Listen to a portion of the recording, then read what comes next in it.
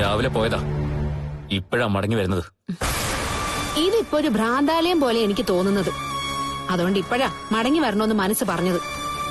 ഈ വീട്ടില് എന്റെ അമ്മയും ഏട്ടനും ഏടത്തിയൊക്കെ ഉള്ളപ്പോ ഇതൊരു ഭ്രാന്താലയം അല്ലായിരുന്നു. അന്നുള്ളവരൊക്കെ നോർമൽ ആയിരുന്നു. ഞാനും എന്റെ അമ്മയൊക്കെ അബ്നോർമലാ, സമ്മതിച്ചു. നീ എവിടെയാ പോയതെന്ന് ഇതുവരെ പറഞ്ഞില്ലല്ലോ. എനിക്ക് തോന്നിയിടത്തൊക്കെ പോയി. നീ പുഴക്കര പോയിരുന്നോ?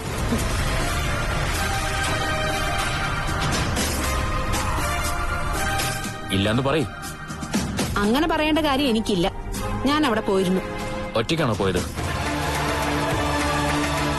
നിനക്കൊപ്പം ദീപനെ ഞാൻ കണ്ടല്ലോ. ഓ, അത് കണ്ടോ? എന്നാലേ ദീപേട്ടനെ കാണാൻ തന്നെയാ ഞാൻ പോയത്. കുറച്ചു സമയം പുഴക്കരയിലിരുന്നു. അതിനുശേഷം ഞങ്ങള് വള്ളത്തിൽ അക്കരെ പോയി. അവിടുന്ന് ഫുഡ് കഴിച്ചു. അതൊക്കെ കഴിഞ്ഞിട്ടാ തിരിച്ചു വന്നിരിക്കുന്നത്. ഇനി അതിനപ്പുറം എന്തെങ്കിലും അറിയണോ? എനിക്കൊപ്പം പുറത്തേക്ക് പോകാനാണ് നിനക്ക് ബുദ്ധിമുട്ടല്ലേ? ഒരു ഭാര്യയുടെ ആവശ്യങ്ങൾ അറിഞ്ഞ് നിങ്ങൾ ഇന്ന് വരെ പെരുമാറിയിട്ടില്ല. നിങ്ങൾ ജയിലിലായിരുന്നപ്പോ നിങ്ങളെ പുറത്തു കൊണ്ടുവരാൻ ആ അഖിൽ വക്കീലുണ്ടല്ലോ, അങ്ങേരുടെ കാല് പിടിച്ചത് ദീപേട്ടനാ. എന്നെ പുറത്തു കൊണ്ടുവരാൻ കണ്ണേട്ടനും ആ കൃഷി ഓഫീസറൊക്കെ ശ്രമിച്ചെന്ന് ഞാൻ കേട്ടിരുന്നു. ഹാ, എന്നാൽ അതിനേക്കാൾ കൂടുതൽ ദീപേട്ടൻ ശ്രമിച്ചിട്ടുണ്ട്. ആരാടി ദീപൻ? അവനൊപ്പം നീ ഇങ്ങനെ കറങ്ങി നടക്കേണ്ട കാര്യം എന്താ? ദീപേട്ടൻ ഇവിടെ വന്നപ്പോഴൊക്കെ അയാൾ ആരാണെന്ന് ഞാൻ പറഞ്ഞു കഴിഞ്ഞു. എനിക്ക് അയാളെ മറക്കാൻ കഴിയില്ല. എനിക്ക് വേണ്ടി ജയിലിൽ പോയവനാ ദീപേട്ടൻ. ഇടയ്ക്കെപ്പോഴും അതേപ്പറ്റി മാമി പറഞ്ഞിരുന്നു. എങ്കിൽ പിന്നെ അങ്ങനെ നിനക്ക് വേണ്ടി ത്യാഗം ചെയ്ത അവനെ നിനക്ക് കെട്ടിക്കൂടായിരുന്നോ? എന്റെ കാലക്കേടിന് അന്ന് അങ്ങനെ തോന്നിയില്ല. എന്ന് മാത്രമല്ല, നമ്മുടെ വിവാഹം നടക്കുമ്പോ ദീപേട്ടൻ ജയിലിലായിരുന്നു. പുറത്തുണ്ടായിരുന്നെങ്കിൽ അവനെ കെട്ടിയനെ എന്നർത്ഥം. ചിലപ്പോ അങ്ങനെ സംഭവിച്ചേനെ. ഇനി അങ്ങനെ സംഭവിക്കോ? എന്റെ ക്യാരക്ടറിനെ ചോദ്യം ചെയ്താ ചിലപ്പോ ഞാൻ അതിരുവിട്ട പ്രവൃത്തികളൊക്കെ ചെയ്തെന്ന് വരും. പുറത്ത് പലരും പറയുന്നുണ്ട് നിന്റെ വയറ്റി കിടക്കുന്ന കുഞ്ഞു പോലും അവന്റെ ആണെന്ന്.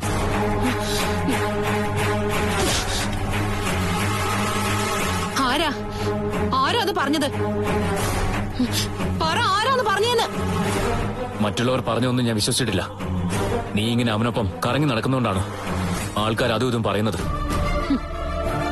ആൾക്കാരുടെ നാവടപ്പിക്കാൻ വേണ്ടി എനിക്ക് ശരിയെന്ന് തോന്നുന്ന കാര്യങ്ങള് ഞാൻ ചെയ്യാതിരിക്കില്ല. ദീപേട്ടൻ നല്ലവനാ. എനിക്ക് വേണ്ടി സ്വന്തം ജീവിതം ഇല്ലാതാക്കിയവൻ. അങ്ങനെയുള്ള ഒരാളെ ഞാൻ കാണും. അയാളെ ചിലപ്പോ വീട്ടിലേക്കും വിളിക്കും. അയാളുമായിട്ട് സൗഹൃദം കൂടും. അതിനെ വിലക്കാൻ നിങ്ങൾക്കെന്നല്ല ആർക്കും അധികാരമില്ല. നിങ്ങളുടെ അരികിൽ നിൽക്കുന്നതിനേക്കാളും ആശ്വാസമാ എനിക്ക് ദീപേട്ടന്റെ അരികിൽ നിൽക്കുമ്പോ. ഞാനിവിടെ വേറൊരു റബ്ബർ സ്റ്റാമ്പായിട്ട് മാറുവാ. അങ്ങനൊരു തോന്നലുണ്ടെങ്കിലേ നിങ്ങൾ ഭർത്താവാകാൻ ശ്രമിക്കണം. അതിനാദ്യം വേണ്ടത് ഈ അനാവശ്യ സംശയങ്ങൾ എടുത്തു കളയുക. ഉള്ളിലെന്തെങ്കിലും കരട് പോയിട്ടുണ്ടെങ്കിലേ അത് അതേപടി അവിടെ കിടന്നോണം. വെറുതെ പുറന്തള്ളരുത്. അങ്ങനെ വന്ന കുടുംബകലഹം ഉറപ്പാ. പിന്നെ വീടിനകത്തുള്ള ഒച്ചയും ബഹളവും പുറത്തുള്ളവർ കേൾക്കും. അതറിഞ്ഞു വെച്ചോ. അല്ല, എന്റെ വയറ്റിൽ കിടക്കുന്ന കുഞ്ഞിനെ പറ്റി ചിലർ കഥകൾ ഉണ്ടാക്കിയല്ലോ. എടോ, സ്വന്തം ഭാര്യയെ വിശ്വാസമാണെങ്കിൽ ആ പറയുന്നവന്റെ കരണ തടിച്ചേനെ ഭാര്യയെ സ്നേഹിക്കുന്ന ആണ്. താനത് ചെയ്തില്ല. അതിനർത്ഥം തനിക്ക് എന്നോട് ഒരു സ്നേഹവും ഇല്ല, എന്നെ വിശ്വാസവും ഇല്ല.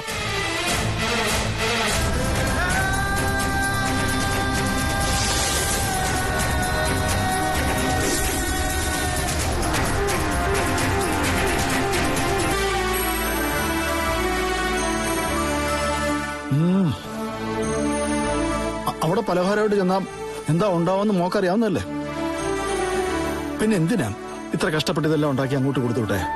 എത്ര കൊണ്ടാലും പഠിക്കില്ല മോള്. തല്ലാനും കൊല്ലാനും വന്നാലും വീണ്ടും വീണ്ടും അവരുടെ അടുത്തേക്ക് തന്നെ കയറി ചെല്ലും.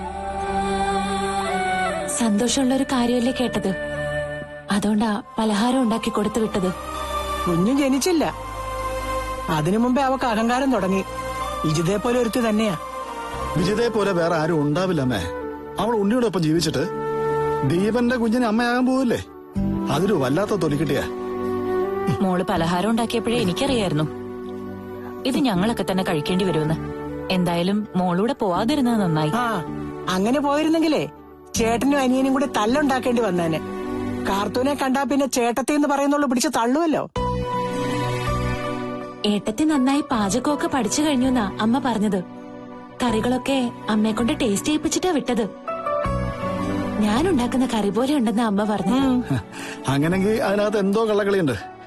അല്ലെങ്കിൽ ഇത്ര പെട്ടെന്ന് പാചകമൊന്നും പിടിക്കത്തില്ല. ആരെങ്കിലും അവിടെ ജോലിക്ക് നിർത്തിയിട്ടുണ്ടോന്ന് ആർക്കറിയാം? സാറിന്റെ ഏട്ടൻ അങ്ങനെയൊന്നും കാശ് കളയുന്ന കൂട്ടത്തിലല്ലെന്നാ സാറ് പറഞ്ഞത്. അതുകൊണ്ട് ജോലിക്കാരിയെ വെക്കാനുള്ള സാധ്യത കുറവാ.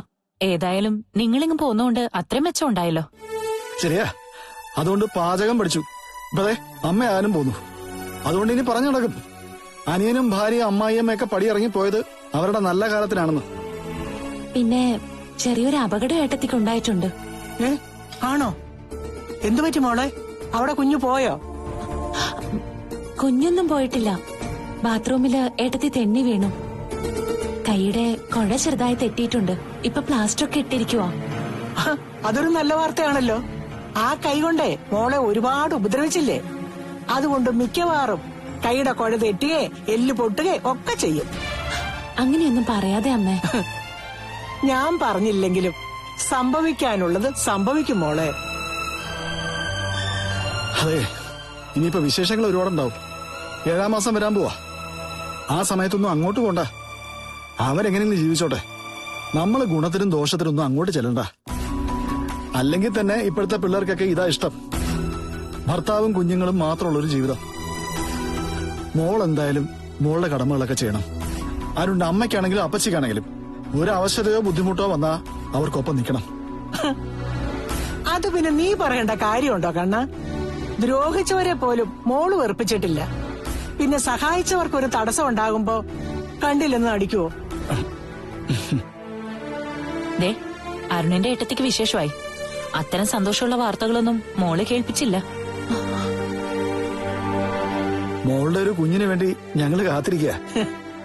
അതെ, മോള് വിശേഷം അറിയിച്ചാ പിന്നെ ഞാൻ അവിടെയാ പ്രസവം കഴിയുന്നവരെ.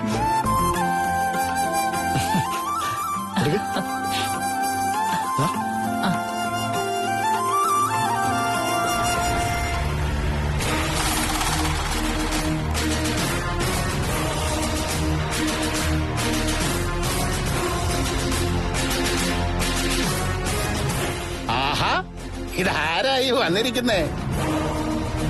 എന്താ, എനിക്ക് വരാൻ പാടില്ലേ? എന്നെ കാണണമെന്ന് നിനക്ക് ഇപ്പോഴില്ലല്ലോ. നിന്നെ കാണാൻ വേറെ ആൾക്കാരുണ്ടല്ലോ. അത് നിങ്ങൾ എന്ത് വേണേലും പറഞ്ഞു. ഞാനിപ്പോ വന്നത് നിങ്ങളിൽ നിന്നൊരു കാര്യം ചോദിച്ചറിയാനാ. എന്നാ ചോദിച്ചോ. നിങ്ങൾ നിങ്ങളുടെ അനന്തരവനോട് എന്തെങ്കിലുമൊക്കെ പറഞ്ഞു കൊടുത്തിട്ടുണ്ടോ? അവനിവിടെ നിങ്ങളെ കാണാൻ വരുമ്പോ നമ്മുടെ മോളെപ്പറ്റി എന്തെങ്കിലും അനാവശ്യങ്ങള് നിങ്ങൾ അവനോട് പറയാറുണ്ടോ? എടി, എന്ത് അനാവശ്യങ്ങള്? അല്ല, ഇപ്പോഴേ ഉണ്ണിക്ക് വിജിതയെ സംശയം തുടങ്ങിയിട്ടുണ്ട്. ചിരിക്കണ്ട, എനിക്കറിയാം നിങ്ങളാണ് ഇതിന്റെ പിന്നിലെന്ന്. എടി, അവൾ അവനെ പച്ചയ്ക്ക് വഞ്ചിക്കല്ലേ. അപ്പൊ അവൻ സത്യങ്ങൾ അറിയണം. അമ്മയും മോളും വഴിവിട്ട് സഞ്ചരിക്കുകയാണെന്ന് അവൻ അറിയണം. സ്വന്തം മക്കളെ സ്നേഹിക്കാത്ത അച്ഛന്മാരുണ്ടാവൂ?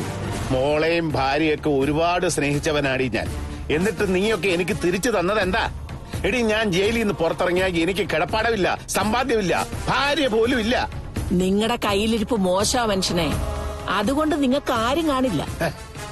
എനിക്കിനി ആരും വേണ്ടടി. അതുകൊണ്ട് എന്നെ ആര് കാണാൻ വന്നാലും എന്റെ ഭാര്യയുടെ രഹസ്യക്കാരനെ പറ്റിയും നമ്മുടെ തലതിരിഞ്ഞ മോളുടെ രഹസ്യക്കാരനെ പറ്റിയും ഞാൻ എല്ലാരോടും പറയും, വിളിച്ചു കൂവും. എടി, വല്ലവന്റെയും കുഞ്ഞിനെയാണ് ഉണ്ണിക്കിനി വളർത്തേണ്ടി വരുന്നത്. അതിൽ കൂടുതൽ ഒരു മനുഷ്യൻ ഇനി എന്ത് സംഭവിക്കാനടി? അവനെ വേണ്ടെങ്കിൽ അവളോട് കളഞ്ഞിട്ട് പോകാൻ പറ. അല്ലാതെ ദീപന്റെ കുഞ്ഞിനെ കൊണ്ട് അവനെ അച്ഛാന്ന് വിളിപ്പിക്കരുത്. ഇപ്പോഴാണോ ഇതൊക്കെ തോന്നിയത്? വിജിത വിശേഷം അറിയിച്ചതേ നിങ്ങൾ പുറത്തുള്ളപ്പോഴാ.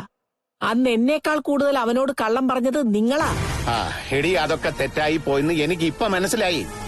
അയ്യോ, അതുകൊണ്ട് ഇനി എനിക്ക് തോന്നിയതുപോലെ ഞാൻ ജീവിക്കും. എന്റെ വായി വരുന്നതൊക്കെ വിളിച്ചു പറയും.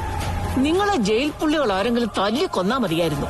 എടി, ഇവിടെ കിടക്കുന്നവരെക്കാളും പെശക നീയും നിന്റെ മോളും ഒക്കെ. ഇത്രയും നാളായിട്ട് നീയൊക്കെ എനിക്ക് വിഷം തന്നു കൊന്നില്ലല്ലോ എന്നാ ഞാനിപ്പോ ആശ്വസിക്കുന്നത്. ഉണ്ണിയുടെ ഗതിയും അത് തന്നെയാ. ഒരു ദിവസം രാവിലെ നീ എഴുന്നേക്കുമ്പോ അവൻ ചത്ത് മലച്ചു കിടക്കുന്നത് നിനക്ക് കാണാം. കാമുകനോടൊപ്പം ജീവിക്കാൻ വേണ്ടി അവൾ അവനെ കൊല്ലും, അവൻ ഒഴിഞ്ഞു പോയില്ലെങ്കിൽ. ഒരിക്കലും ഇവിടേക്ക് വരരുതെന്ന് വിചാരിക്കും, എന്നാലും വരും. അതുകൊണ്ട് ഞാനിതൊക്കെ കേൾക്കണം. സ്വന്തം മോളെ കുറിച്ചെങ്കിലും അച്ഛനായ നിങ്ങൾ നല്ലത് പറയാൻ നോക്ക്. അവളെയെങ്കിലും ജീവിക്കാൻ അനുവദിക്കും. ഒന്ന് നിന്നേ. ആ എന്താ വിശ്വനു സുഖമാണോടി? പിന്നെ പരമസുഖ. ഇത് എന്നെ കൊണ്ടൊന്ന് പറയിക്കരുത്.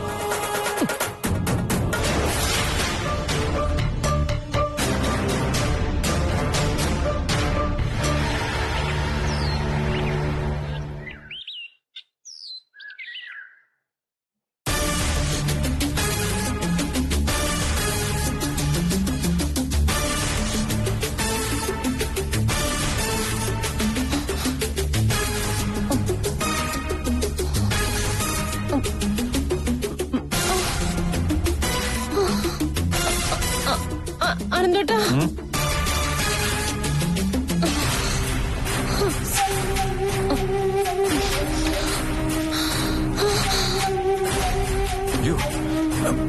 എന്താ എന്തു പറ്റി? നേരത്തെ മുതലും നല്ല വയറുവേദന ഉണ്ടായിരുന്നു. ആണോ? ഇപ്പൊ തളർച്ചയും നല്ല തലചുറ്റലും. നീ വാ, അവിടെ ഇരിക്കാം. അവിടെ ഇരിക്കാം. ആ പതുക്കെ.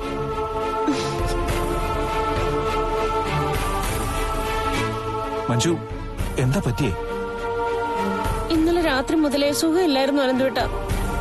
ഉറക്കവും കുറവായിരുന്നു. തിരിഞ്ഞും മറിഞ്ഞും കിടന്ന നേരെ വെളുപ്പിച്ചത്. അനന്തേട്ടൻ പോത്ത് പോലെ കിടന്ന് ഉറങ്ങുമായിരുന്നു. ഞാൻ ലൈറ്റ് ഇടുകയും വെള്ളം കുടിക്കുകയൊക്കെ ചെയ്തിട്ടും ഉണർന്നില്ല. ഇന്നലെ നല്ല ക്ഷീണം ഉണ്ടായിരുന്നു, അതാ അങ്ങനെ കിടന്നുറങ്ങിപ്പോയത്.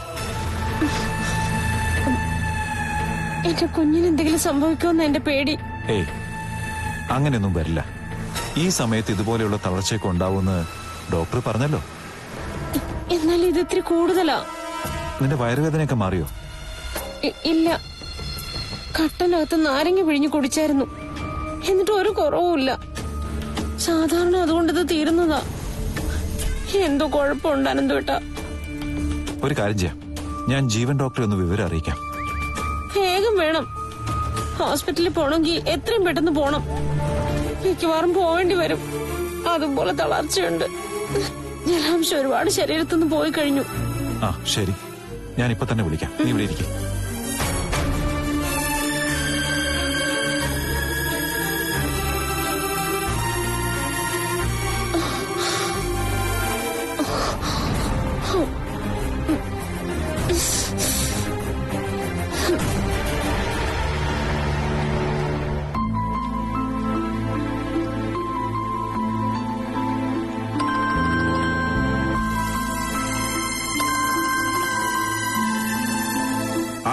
അനന്തു, മഞ്ജുവിന് തീരെ വയ്യ.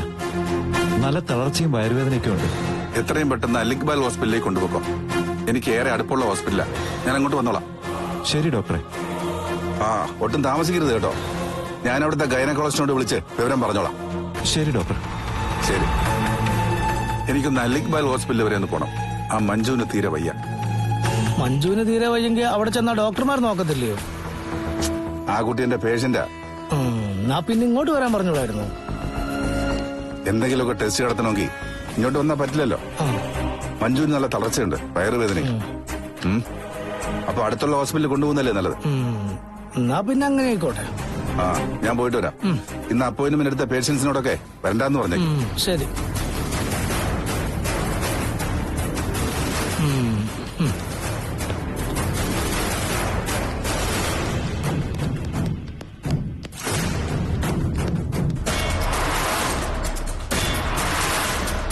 അങ്ങേരിങ്ങോട്ട് ഓടിയത്? ആ മഞ്ജു എന്ന് പറയുന്ന പേഷ്യന്റിന് തളർച്ച ഉണ്ടായിരുന്നോ വയറുവേദന ഉണ്ടായെന്നൊക്കെ പറയുന്ന കേട്ടു. ആ കൊച്ചിനോട് അലിക്ബാൽ ഹോസ്പിറ്റലിൽ അഡ്മിറ്റ് ആവാനാ പറഞ്ഞിരിക്കുന്നത്. അത് മഞ്ജു തന്നെയാണോ ഈ പേഷ്യന്റ് എന്ന് പറയാൻ പറ്റത്തില്ല. ചേച്ചി ഇതിനകത്ത് കഥ കടിച്ചിരിക്കാതെ ഡോക്ടറെ പിന്നാലെ പോണം ഇപ്പൊ തന്നെ. ഈ അല്ലിക്ബാൽ ഹോസ്പിറ്റലിലേക്ക് തന്നെയാണോ ഡോക്ടർ പോയെന്ന് അപ്പൊ അറിയാലോ. മഞ്ജുവിനെ അങ്ങേർക്ക് വലിയ ഇഷ്ടമാ. ആ കൊച്ചു കുഴപ്പക്കാരിയല്ല, പിന്നെ ഭർത്താവും തരക്കേടില്ലാത്ത ഒരാളാണ്. അതുകൊണ്ട് സംശയിക്കേണ്ട കാര്യമില്ല. അത് മഞ്ജുവിന്റെ കാര്യം. പക്ഷേ ഡോക്ടറുടെ ഓട്ടം കണ്ടിട്ട് ഹോസ്പിറ്റലിൽ അഡ്മിറ്റ് ആയത് ഡോക്ടറുമായിട്ട് അടുപ്പമുള്ള മറ്റാരോ ആണെന്നാണ് എന്റെ വിശ്വാസം. അല്ല, കുറച്ചു ദിവസമായിട്ട് ചേച്ചി തന്നെ പറയുന്നുണ്ടല്ലോ, ഡോക്ടർ ഇവിടെയാണെങ്കിലും അദ്ദേഹത്തിന്റെ മനസ്സ് മറ്റെവിടെയോ ആണെന്ന്. അങ്ങനെയെങ്കിൽ ആ മനസ്സ് കവർന്നെടുത്തത് ആരാണോ അവരെ കണ്ടെത്തണ്ടേ? നീ പറഞ്ഞ ശരിയാ സുമിത്ര. നീ കൂടെ വരുന്നോ? അയ്യോ, 2-3 പേഷ്യൻസിന് അപ്പോയിന്റ്മെന്റ് കൊടുത്തിരുന്നല്ലോ. അവരോടൊക്കെ വരണ്ടാന്ന് പറയാനാ പറഞ്ഞിരിക്കുന്നത്. പിന്നെ ചിലരൊക്കെ ഉടനെ വരും. അവരോടൊക്കെ കാര്യം പറഞ്ഞു വിടണ്ടായോ? പിന്നെ വീട് നോക്കാൻ ഒരാള് വേണ്ടേ? ഈ അല്ലിക്ബാൽ ഹോസ്പിറ്റലിലേക്ക് ഇവിടുന്ന് ഒരു 4-5 കിലോമീറ്റർ ദൂരം വരില്ലേ? കുറയാതെ വരും. ഡ്രൈവറോട് 100-100 വിടാൻ പറയണം. എന്തായാലും ഡോക്ടർക്ക് എന്തോ കള്ളത്തലുണ്ടെന്ന് ചേച്ചി സംശയിച്ച നിലയ്ക്ക് അതിന് കണ്ടുപിടിച്ചില്ലെങ്കിൽ ഒരു ഭാരമായിട്ട് ഉള്ളിൽ കിടക്കും. ഇനി ഹോസ്പിറ്റലിൽ അഡ്മിറ്റ് ആയത് വേറെ ആരെങ്കിലാണെങ്കിൽ അവരെ കയ്യോടെ പിടിക്കാം. അതിനി ഡോക്ടറുടെ കാമുകിയാണോ മോളാണോ എന്നും പറയാൻ പറ്റത്തില്ല.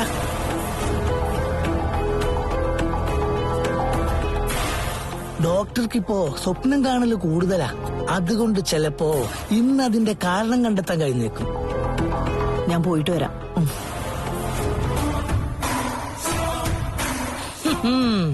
ഇന്ന് ഡോക്ടറുടെ കാര്യം കാട്ടാപ്പോക.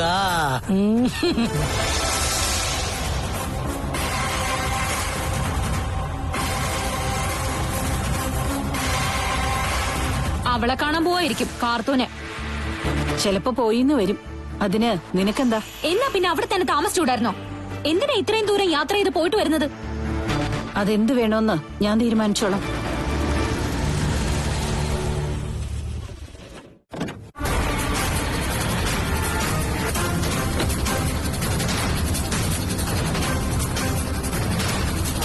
എന്നെ അനന്തു വിളിച്ചിരുന്നു, മഞ്ജു ഹോസ്പിറ്റലാണെന്ന്.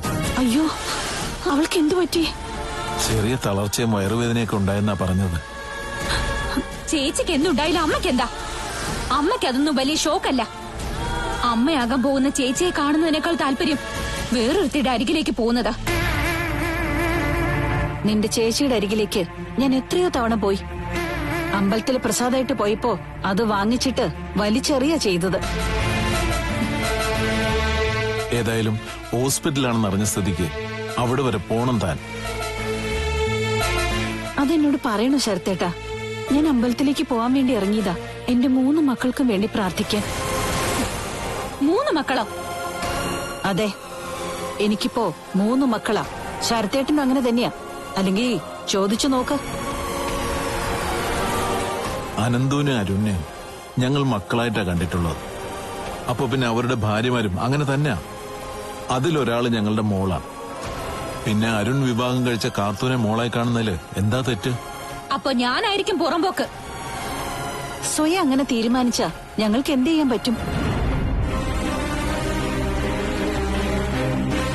മഞ്ജുവിനിപ്പോ ഒരു സഹായം ആവശ്യമുള്ള സമയാ. ഞാനും ലതികേടത്തിയൊക്കെ അവിടെ പോയി നിൽക്കാൻ തയ്യാറുവാ. പക്ഷേ നിങ്ങൾ അടുപ്പിക്കണ്ടേ? അമ്മായി ചേച്ചിക്ക് അത്രയ്ക്ക് വിശ്വാസമില്ല. അതൊക്കെ വിശ്വസിച്ചോളും. അവളും അമ്മയമ്മ പോവല്ലേ. ഒരു കുഞ്ഞിനെ വളർത്തിക്കൊണ്ട് വരുമ്പോ അമ്മമാരോടുള്ള സ്നേഹം കൂടും മക്കൾക്ക്. ഞാൻ ഹോസ്പിറ്റലിൽ പോയി വരാൻ ശരത്തേട്ടാ.